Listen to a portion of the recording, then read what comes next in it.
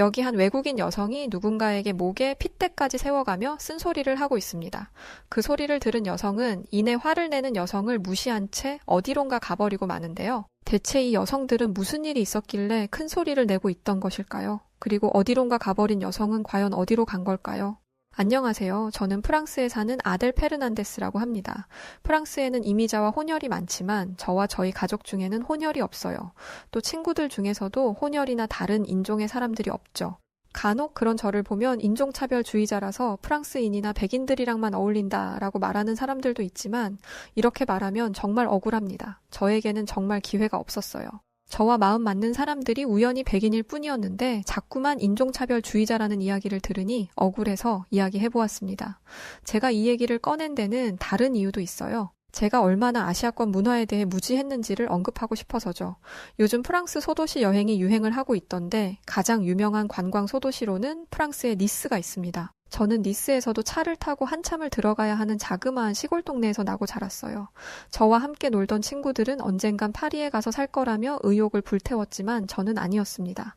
딱히 욕심도 없었고 흘러가는 대로 살고 싶어서 태어난 곳에 자리를 잡았고 대학을 졸업한 뒤 곧장 고향으로 돌아와 작은 회사에 취직했습니다. 무리한 사업 확장 없이 현상 유지에 집중하는 회사 덕에 저는 제 바람대로 물 흐르듯 10년 동안 일을 할 수 있었죠. 저희 회사에는 특별한 복지가 있습니다. 바로 10년 근속한 직원들에게 유급 포상휴가를 무려 한 달이나 주는 것이었어요. 한 달을 더 쓸 수도 있었는데 그건 무급 휴가라서 저는 한 달 동안만 휴가를 쓰기로 했습니다. 한 달 동안의 휴가를 어떻게 잘 쓸 수 있을까 고민하면서 주변 사람들에게 의견을 구했더니 다들 스위스나 미국, 호주 등을 이야기하더라고요. 그런데 딱 한 사람만 아시아권으로 여행을 가보는 건 어떻겠냐고 말해주었습니다. 상대적으로 아시아가 더 멀게 느껴지지 않아요? 이때가 아니면 언제 가볼 수 있겠어요? 알고 보니 그 사람은 아시아에 여행을 가본 경험이 있는 사람이었습니다. 그러면서 이렇게 이야기하더군요. 저는 부모님이 일본에 일본인인 친구가 있어서 일본에 다녀온 적이 있었어요. 우리 프랑스보다는 일본이 좀 더 깨끗하게 느껴지더라고요. 그래서 처음에는 일본 여행을 계획했습니다. 그런데 생각해보니 한 달 동안 일본에서 머물면 할 게 없더라고요. 그래서 10일은 가족들과 함께 프랑스 주변 국가를 여행하고 10일은 일본에서 나머지 10일은 한국에서 머물기로 했습니다. 하지만 어머니의 사정 때문에 가족 여행을 일본 여행 뒤로 미루게 되었고 제 첫 번째 여행지는 한국이 되었죠. 한국으로 여행을 가겠다는 소식을 회사 사람들에게 나누자 그중 몇 명은 이상한 반응을 보였습니다. 뭐? 한국으로 여행을 갈 거라고? 왜? 한국에 간다는 결정을 이해할 수 없다는 반응이었죠. 그 동료는 한국에 대해 잘 모르는 사람이었어요. 그랬던 사람이 한국 여행을 회의적으로 생각한다니 이상했습니다. 무엇보다 그 사람을 포함해서 몇 명의 사람들도 한국 여행을 반대하는 듯 했어요. 저는 그 이유를 물어봤습니다. 그랬더니 한 동료가 지난 카타르 아시안컵을 언급하더라고요. 세상에 아델, 이번에 아시아에서 아시안컵이 개최되었던 거 알고 있지. 거기서 무슨 일이 벌어졌는지 몰라? 동료가 이렇게 묻는 것도 무리는 아니었습니다. 저는 축구에 진심이었거든요. 부모님이 축구 광팬이시기 때문에 저와 형제들은 어렸을 때부터 축구 경기를 관람하러 따라다니며 축구에 대한 애정을 키웠습니다. 가족들과 함께 가는 유럽 여행에도 축구 경기가 여럿 포함되어 있었죠. 하지만 아시안컵은 저와 별로 관계가 없는 대회였습니다. 제가 좋아하는 선수가 출전을 했다면 모르겠지만 제가 좋아하는 선수 중에는 아시안컵에 참가하는 사람이 없었거든요. 저는 동료에게 대체 아시안컵에서 무슨 일이 있었길래 이렇게 과민 반응을 하는 것이냐 물었습니다. 이후 동료가 들려준 이야기는 가히 충격적이었고 축구 팬으로서 도무지 용납이 불가능한 것이었어요. 우선 제가 첫 번째로 몰랐던 사실은 한국이 아시아에서 축구 강국으로 불린다는 것이었습니다. 무려 24개국의 나라가 참가했는데 그 중에서도 우승 후보였던 것이었죠. 아시아 사람들뿐만 아니라 아시안컵을 흥미롭게 지켜보던 제 주변 지인들마저도 한국을 우승 후보로 점치고 있었다고 합니다. 일본과 함께 우승 확률이 매우 높은 1위나 2위 정도가 될 거라 자신하면서요. 저는 이 정도로 사람들이 인정하고 기대하던 나라라면 당연히 우승을 했을 줄 알았습니다. 그런데 한국은 4위로 아시안컵을 마무리했다고 하더라고요. 우승 확률이 1위였던 나라가 2위도 아니고 4위라니 대체 한국 축구대표팀에 무슨 일이 있었던 건지 제 상식선에서는 이해가 안 됐습니다. 그래서 저는 동료들에게 물어봤었어요. 왜 그랬대? 한국팀 주전 선수들이 부상이어서 모두 다 빠졌던 거 아냐? 저의 이야기를 들은 동료들은 제 말이 틀렸다는 듯 고개를 저었습니다. 아냐, 한국은 되게 유명한 선수들이 많았을 정도로 역대 최강이었어. 솔직히 일본을 제외하면 한국에 비빌 만한 나라가 전혀 없었다니까? 너도 토트넘의 손흥민 알지? 사실 프랑스 사람들은 축구를 아무리 좋아하는 광팬이라고 해도 프랑스 리그 경기가 아니면 보지 않아요. 하지만 그럼에도 손흥민 선수는 알고 있었습니다. 워낙 세계적으로 유명한 선수였으니까요. 그래서 동료의 물음에 저는 이렇게 답했습니다. 당연히 알고 있지. 토트넘에 있는 공격수 아니야? 내가 토트넘 팬은 아니지만 손흥민이 얼마나 뛰어난 선수인지는 잘 알고 있어. 너무 당연한 대답이었습니다. 축구에 관심이 없는 사람이라도 손흥민이 누구인지는 알고 있을 거예요. 적어도 유럽에서 살고 있는 사람이라면 더욱 그렇죠. 동료는 그러면서 이렇게 이야기하더라고요. 손흥민은 토트넘에서뿐 아니라 대한민국에서도 국가대표팀 주장이야. 그리고 한국에는 손흥민을 중심으로 대단한 유럽파 선수들이 많아. 실제로 한국 대표팀에는 울버햄튼 원더러스의 황희찬, 분데스리가 바이에른 뮌헨의 김민재와 같이 제가 몇 번씩이고 들어보았던 선수들이 포함되어 있었어요. 파리 생제르맹에서 뛰고 있는 이강인 선수도 있었죠. 이외에도 황인범, 양현준 등 유럽리그에서 뛰고 있는 다른 선수들의 경기 영상도 보게 되었습니다. 축구에 진심인 집안에서 태어나고 자란 사람의 눈으로 보자면 모두 다 뛰어난 기량을 가진 선수들이었어요. 한국 선수들의 축구 영상에서 보였던 기량들을 보고 나니 동남아 팀들이 즐비한 아시안컵에서 한국의 우승 실패가 더더욱 이해되지 않았습니다. 이 정도 선수층이라면 월드컵에서도 좋은 성적을 기대해 볼 수 있지 않을까라는 생각이 들 정도였으니까요. 순간 이런 생각도 들었습니다. 그리고 동료에게 말했죠. 한국 선수들 구성이 화려해서 한국 사람들도 이번에 아시안컵 우승에 대한 기대를 많이 했겠는데? 동료는 고개를 격하게 끄덕이면서 만약 한국이 이번 아시안컵에서 우승을 했다면 그건 64년 만의 일이라고 말했습니다. 나중에 제가 알아본 바에 따르면 1956년, 1960년 두 번에 걸쳐 우승을 하고 그 이후에는 좋은 성적을 거둔 적이 없더라고요. 모두가 한국의 우승을 점치고 있는 상황, 사상 최고의 전력을 가진 한국인들은 분명 온 마음을 다해 우승을 기대했겠죠. 그 기대감이 부서졌을 때의 상실감을 저는 축구 팬으로서 100번 이해할 수 있었습니다. 저는 답답해졌어요. 그래서 동료에게 선수들이 대거 부상당한 게 아니라면 도대체 왜 우승을 하지 못한 거냐라고 물어봤죠. 그랬더니 동료는 정말 믿기 힘든 이야기를 하기 시작했습니다. 한국 대표팀 선수단 내부에서 싸움이 있었대. 그것도 아시안컵 4강전이 있기 바로 전날 저녁에 다툰 거래. 그럼 그것 때문에 경기에서 지게 된 거야? 그것도 분명 영향이 있긴 한 것 같은데 감독 문제도 그랬고 여하튼 나도 자세히는 모르겠지만 문제가 많은 나라 같더라. 처음엔 이해가 되지 않았습니다. 20대 초반에서 많으면 30대 초반에 혈기왕성한 남자들이 모여있는 곳이 축구 세계니까요. 다툼이 생길 수밖에 없는 상황이라고 생각합니다. 경기 중에 예민한 컨디션이라면 더더욱이요. 이 생각을 들은 동료는 한국 대표단의 문제를 단순한 다툼이라 치부할 수는 없다고 말했습니다. 그건 그 정도 수준을 넘어선 거라면서요. 그러더니 한 가지 사진을 보여주었는데 그건 경기를 뛰고 있는 손흥민의 손에 깁스가 되어 있는 사진이었어요.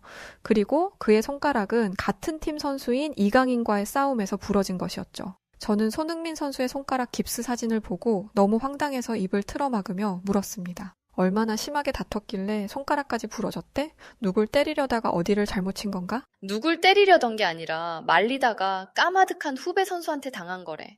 선배를 향해 후배들이 주먹질을 했다더라. 말이 되니 이게? 후배가 선배한테 몸싸움을 하다니 말이야. 당연히 말이 안 되는 상황이었습니다.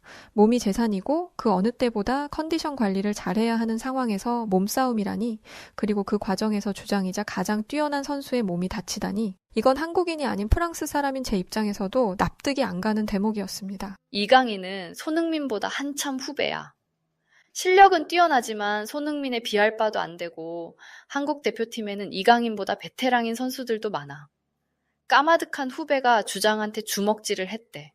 근데 그 선수가 우리 프랑스 팀에 있다니까? 휴대폰의 기사들을 찾아보니 관련 내용들을 쉽게 찾아볼 수 있었어요. 타국의 일이라 정확한 건지는 잘 모르겠지만 기사에서는 손흥민 선수가 식사 후 내일 경기에 대한 팀 미팅을 하자고 했고, 주장 손흥민의 이런 말에도 후배들은 식사를 마치고 그냥 탁구를 치러 갔다고 하더라고요. 그 모습에 선수단의 고참으로 불리는 사람들이 후배들에게 쓴소리를 했는데 후배들이 맞받아친 거라고 적혀 있었습니다. 그런 상황에 몸싸움으로까지 번졌고, 손흥민 선수는 이런 상황을 말리는 과정에서 이강인 선수의 주먹질에 당했다고 하더라고요. 제가 알고 있는 게 맞는 건지는 사실 잘 모르겠어요. 혹시 사연을 듣고 계신 분들에게 물어보고 싶네요. 제가 보고 들은 게 맞는 건지. 여하튼 이 내용만으로도 이미 너무 충격적이란 생각이 들더라고요. 물론 선수들 간에 내부에서 다툼이 있을 수는 있다고 생각은 드는데 그래도 9살이나 어린 선수가 다른 사람도 아니고 팀의 주장에게 주먹질을 한다는 게 상상이 안 되더라고요. 제게 이 사건을 알려준 동료는 매우 흥분해서 그것이 얼마나 잘못된 행동인지 열변을 토하며 말했습니다. 누가 보면 그 동료가 한국인인 줄 알 만큼 격분하더라고요.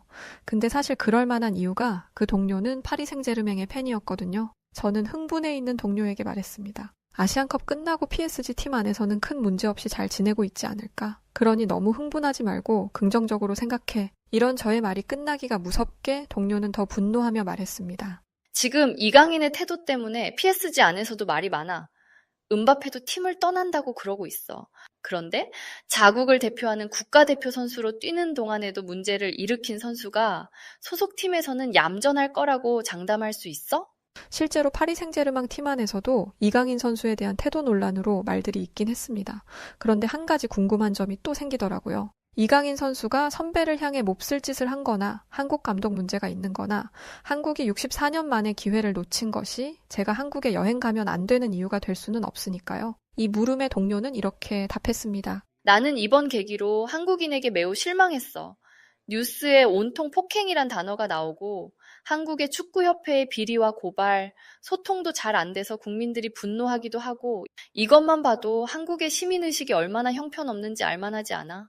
그런데 한국을 가겠다고? 나라면 절대 가지 않을 거야. 어느 정도 납득이 되는 말이었어요. 한국을 잘 모르지만 후배가 선배한테 손을 올리고 온갖 비리들과 비상식적인 내용들이 뉴스에 이렇게 많이 나오는 걸 보면 절대 이상적인 국가의 성숙한 모습이 아니니까요. 원래도 별로 관심이 없는 나라였는데 이런 이야기까지 듣고 나니 굳이 한국으로 여행을 가야 하나? 다른 나라들도 많은데 여행지를 바꿀까? 라는 생각을 하게 되더라고요. 그런데 제가 한국으로 여행 간다는 소식을 들은 아버지가 자신도 같이 가면 안 되겠냐고 말씀하셨습니다. 이런 부탁은 잘 안 하시는 분이었는데 꼭 한번 가보고 싶었다고 말씀하시기에 사정상 어머니 없이 아버지만 모시고 한국으로 가게 되었어요. 아버지가 한국에 가보고 싶다고 하신 이유는 TV에서 우연히 본 프랑스인의 한국 여행 방송 때문이었습니다.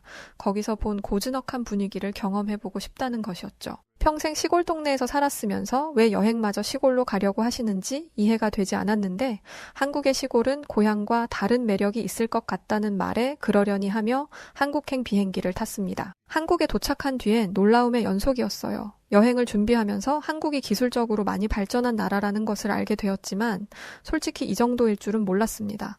일단 눈에 보이는 시설 전부 최고였어요. 저는 굉장히 계획적인 성격이라 공항에서 서울 도심으로 한 번에 이동할 수 있다는 기차가 있다는 걸 알자마자 기차 시간표, 타는 방법 등을 알아보았는데요. 한국에 도착하고 보니 그 방법을 미리 안 알아봐도 됐겠더라고요. 저는 너무나 손쉽고 간편하게 서울 도심 한가운데로 접근할 수 있었습니다. 숙소에 도착하는 내내 아버지와 저는 입이 마르도록 한국의 시설을 칭찬했어요. 아버지는 저보다 더 감격한 듯 했습니다. 너 혹시 아빠가 왜 파리에서 공부를 마치고 파리 중심지에서 다녔던 회사까지 그만두고 시골로 돌아갔었는지 알고 있니? 글쎄요. 그냥 아빠가 고향이 그리우셨던 거 아니에요? 아버지는 감격에 찬 목소리로 말씀하셨습니다. 내가 살았을 때 파리라는 도시는 냄새나고 더럽고 지하철에는 낙서가 가득했어. 몽마르트 언덕만 해도 그래. 너도 알잖니? 다른 나라 사람들의 환상 속에 있는 그곳이 얼마나 지저분한지. 아버지의 말에는 과장이 없었습니다. 다른 나라 사람들이 프랑스 파리에 어떤 이미지를 가지고 있는지 너무나 잘 알고 있어요. 그런데 현실은 많이 다릅니다. 길거리에 개들의 대소변이 널려 있고 대변 때문에 날파리들이 날아다니죠. 프랑스에 있는 센강도 깨끗하지 않아요. 예술가들의 낭만이 있다는 몽마르트 언덕 역시도 소매치기가 기승을 부립니다. 아버지는 큰 도시라면 당연히 그럴 거라고 생각했다 합니다. 그래서 우연히 TV에서 봤던 한국 시골 동네를 보고 한국을 가면 시골을 꼭 보고 싶었던 것이고 사실 서울로 지금 온 것은 제가 원하기 때문이었다고 했죠. 그런데 한국의 대도시 서울은 파리와 전혀 달랐습니다. 엄청나게 높은 빌딩들이 즐비했지만 도시는 청결해 보였고 사람들의 표정도 밝아 보였습니다. 그런데 호텔에 도착하자마자 저와 아버지는 혼란에 빠졌어요. 호텔 로비에서 싸움이 난 것이었죠. 두 무리가 서로 멱살을 잡고 고래고래 소리를 지르며 싸우고 있는데 호텔 직원들과 보안 요원들이 모두 뛰쳐나왔음에도 상황은 쉽게 진화될 것 같지 않았습니다. 저는 경제 선진국으로서 주변 환경은 아름답게 만들 수 있어도 시민의식은 돈으로 살 수 없다는 것을 깨달았어요. 그리고 동료에게 여행 전에 들었던 한국 아시안컵 이야기를 떠올렸죠. 당장 다음 날부터 여행을 해야 하는데 이런 나라에서 아버지와 함께 안전히 여행을 마칠 수 있는 걸까 걱정도 되더라고요. 그리고 다음 날 저는 아버지와 함께 이곳저곳을 구경했습니다. 관광객들이 많은 곳들로 다녀서인지 별일은 없었죠. 안심하며 청계천이라는 곳을 보러 갔는데 계단에서 내려오시던 아버지가 그만 다리를 삐끗하고 말았습니다. 아버지는 제 바로 앞에서 고꾸라졌고 다리를 부여잡은 채 소리 없는 비명을 질렀어요. 서둘러 아버지의 바지를 걷어봤는데 뼈가 부러진 것 같았어요. 순간 머리가 하얘졌습니다. 프랑스도 아니고 한국에서 말도 한마디 안 통하는 곳에서 다친 아버지를 어떻게 해야 할지 모르겠더라고요. 한국에서 위급한 상황이 발생했을 때 어떻게 해야 하는지 적어둔 메모를 찾으려던 그때 멀리서 누군가가 급하게 뛰어왔습니다. 저보다 왜소한 체격의 여자였는데 그 사람은 아버지의 상태를 서둘러 살폈어요. 영어로 저에게 어떻게 된 상황이냐 물으면서요. 여자가 아버지를 살피는 동안 어느새 곁으로 다가온 한 남자는 어딘가로 전화를 걸었습니다. 그리고는 제게 구급차를 불렀으니 너무 걱정하지 말라는 말까지 해주었죠. 여자는 매우 능숙한 손길로 응급처치를 했는데 이 한국인 여자는 주변에 있는 사람들에게 이것저것을 요구하는 듯 했습니다. 손발이 딱딱 떨어지게 움직이길래 저는 처음엔 그들이 일행인 줄 알았습니다. 그런데 아니었어요. 구급차가 와서 아버지를 태우자마자 한 곳에 모여있던 사람들은 제가 인사를 할 겨를도 없이 흩어졌어요. 정신이 하나도 없었습니다. 여행 시작 첫날부터 아버지의 다리는 부러졌지, 한국의 병원은 복잡하지, 의사와 간호사가 뭐라고 말하는지 하나도 모르겠더라고요. 사실 저는 유럽인이지만 영어에 능통하지 않았거든요. 병원 관계자는 그걸 알았는지 누군가를 수소문해서 데려왔습니다. 그 사람은 의사도 간호사도 아닌 병원복을 입고 있는 환자였어요. 환자를 왜 데려왔나 싶어 멀뚱멀뚱 보고 있는데 그 사람이 갑자기 프랑스어를 시작했습니다. 수술을 받고 입원 중인 프랑스어 전공 학생이었죠. 저와의 소통을 위해 한 간호사가 프랑스어 가능자를 찾았고 소식을 들은 다른 간호사가 자신의 환자 중 적당한 사람이 있다며 데려온 것이었습니다. 그 학생은 아버지의 상태와 주의해야 할 점을 알려주었고 앞으로의 여행 일정도 물었습니다. 간호사들은 앞으로의 여행 일정 중에서 아버지에게 특별히 부담이 될 것들을 체크해 주었어요. 대신 다리를 다친 사람이 할 수 있는 것을 추천해 주기까지 했죠. 이게 다가 아니었습니다. 프랑스어를 통역해 주었던 학생은 자신이 도울 수 있는 게 있을 것 같다며 아버지와 편하게 이동할 수 있는 방법도 알려주었어요. 솔직히 이렇게까지 해주지 않아도 되는 일이었습니다. 과한 친절이라고 생각할 수도 있어요. 그런데 그 사람들은 귀찮은 기색도 없이 저를 도왔고 저는 한국이라는 나라에 부정적인 감정을 갖게 된 것에 미안한 마음을 가졌습니다. 생각해보니 여행 내내 모든 사람들이 친절했어요. 길을 찾는 모습이 보이면 언제나 누군가 다가와 길을 알려주었고 짐을 한가득 들고 계단 앞에서 서성이고 있으면 저희의 짐을 함께 옮겨 엘리베이터 앞까지 옮겨다 주었죠. 그리고 호텔에 와서 다른 프랑스인들에게 들어 알게 된 것이었는데 호텔 로비에서 싸우던 사람들은 한국인 투숙객이 아니라 중국인이었다고 합니다. 저는 이날 이후 제가 얼마나 편협한 시각에 사로잡혀 있었는지를 깨달았습니다. 직장 동료가 어떤 생각으로 제게 한국에 대해 그런 말을 전했는지 이해는 되지만 아무리 관심이 없는 나라라 하더라도 동료의 말에만 의지해서 한국이라는 나라를 평가해서는 안 됐습니다. 저는 제 태도를 깊이 반성하며 편견 없이 한국을 대하기로 마음먹었어요. 저희는 시골 일정을 뒤로 미루고 잠시 서울에 머물기로 했습니다. 아버지에게 회복이 어느 정도 필요했거든요. 아버지가 호텔에서 쉬시는 동안 저는 관광객들이 별로 없는 거리로 향했습니다. 그러던 중 한 카페로 들어가게 되었죠. 묘하게 프랑스 느낌이 나는 카페였는데 알고 보니 프랑스에서 영감을 얻고 만든 카페였어요. 사장님은 크루아상과 커피를 전해주며 저에게 프랑스인이냐고 물어보셨어요. 그렇다고 하자 프랑스인에게 크루아상을 주려 하니 부담된다며 농담을 건네었죠. 그런데 이건 농담이 아니라 겸손이었습니다. 사장님의 크루아상은 제 인생 크루아상이 될 정도로 맛있었답니다. 그런데 너무 유창하게 프랑스어를 하셔서 물었더니 프랑스에서 꽤 오랫동안 유학을 하셨더라고요. 저는 사장님과 프랑스어로 많은 이야기를 나누었습니다. 그러면서 자연스럽게 제가 한국에 대해 솔직히 잘 몰랐던 나라이고 한국을 여행 오기 전에 동료로부터 들어 알게 된 한국 축구 이야기로 안 좋은 이미지를 가지고 있었다는 사실을 말하게 되었죠. 제 얘기를 진지하게 들어주던 가게 여사장님은 한국인의 시선에서만 할 수 있는 이야기를 들려주셨습니다. 한국은 공동체 생활과 위계 질서를 정말 중요하게 생각하기 때문에 이번에 있었던 일은 한국 사회에서도 결코 용납될 수 없는 일이에요. 사실 저는 한국 축구 얘기를 듣고 한국 사람들이 원래 그런 사람들인 줄로만 알았거든요. 그런데 한국에 와서 막상 마주쳤던 한국인 분들은 다들 친절하고 상냥하시더라고요. 제가 운이 좋게 좋은 분들만 만났던 걸까요? 그러자 사장님은 이런 이야기를 하시더라고요. 어떻게 들릴지 모르겠지만 사실 제가 파리에 있을 때 동양인이라는 이유로 정말 많은 차별을 당했어요. 그런데 저는 지금 내 앞에 있는 당신이 당연히 인종차별주의자라고 생각하지 않아요. 국적이 같다고 해서 다 같은 사람은 아닌 거니까요. 저는 사장님이 말하고자 하는 바를 단숨에 이해했습니다. 파리 생제르맹에서 뛰고 있는 이강인 선수가 한국 국적을 가진 한국인이지만 그렇다고 모든 한국인들이 그렇지 않을 테니까요. 마침 사장님도 한국 축구 팬이시기에 축구에 대한 이야기를 많이 하게 되었습니다.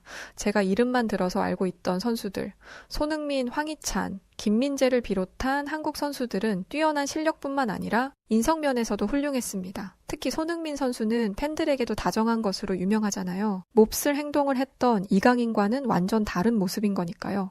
그러니 한국 국가대표팀 주장도 하고 심지어 프리미어리그 토트넘이라는 거대 클럽의 주장까지도 하는 거겠죠. 사실 축구는 혼자서 하는 운동이 아니기 때문에 실력만으로는 살아남기가 힘들잖아요. 사람들을 아우르는 능력, 팀원들을 하나로 만드는 기술이 있어야 하는데 이 모든 것들은 인성이 기반되어야 가능한 것들이니까요. 저는 참 많은 것을 오해하고 있었습니다. 한국은 단순히 경제적으로 번성한 첨단 기술의 나라가 아니었어요. 갑작스럽게 큰돈을 번 졸부처럼 겉만 화려한 깡통이 아니었습니다. 아버지와 보며 감탄했던 깨끗한 도시는 한국인들의 시민의식 덕분이었고 이강인 선수가 했던 나쁜 행동들을 하는 사람들도 분명 덜어 있을 테지만 아무런 대가 없이 저를 도와준 한국인들이 훨씬 더 많이 존재했습니다. 이후에 아버지를 모시고 조심스럽게 한국에 있는 시골을 찾아갔었는데요. 솔직히 시골에 가면 좀 다를 거라고 생각했어요. 아무래도 도시권과는 생활 양식이 다르니까요. 그런데 정말 놀랍게도 시골과 도시의 사람들은 다를 게 없었습니다. 환경만 다를 뿐 손님을 진심으로 대하고 곤경에 빠진 사람을 돕는 태도는 똑같았죠.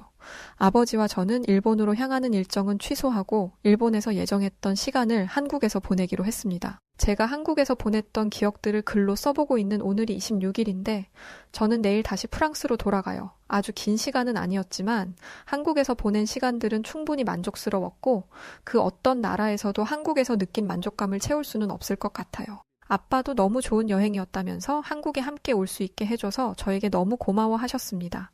그 말을 들으니 괜히 죄송하더라고요. 앞으로는 부모님이 먼저 저에게 부탁하기 전에 먼저 함께 여행을 가자고 이야기하는 딸이 되어야겠더라고요. 한국에서 좋은 경험과 많은 기억들을 담아갈 수 있도록 해준 한국 분들에게 진심으로 감사합니다. 내일 다시 돌아가지만 멀지 않은 시간 또 한국으로 또 놀러 올게요. 너무 고마웠습니다. 자, 오늘의 사연은 최근 한국을 들썩이고 있는 축구 파동 때문에 한국을 오해했던 프랑스 여성이 아버지와 함께 한국을 여행하셨던 이야기를 담은 소중한 사연이었습니다. 오늘의 사연 어떻게 들으셨나요? 오늘 사연이 재밌으셨다면 구독과 좋아요 부탁드리고요. 그럼 저는 해외 다양한 감동적인 사연들을 읽어드리는 여우튜브 송은지였습니다. 영상 끝까지 시청해주신 분들 모두 감사합니다.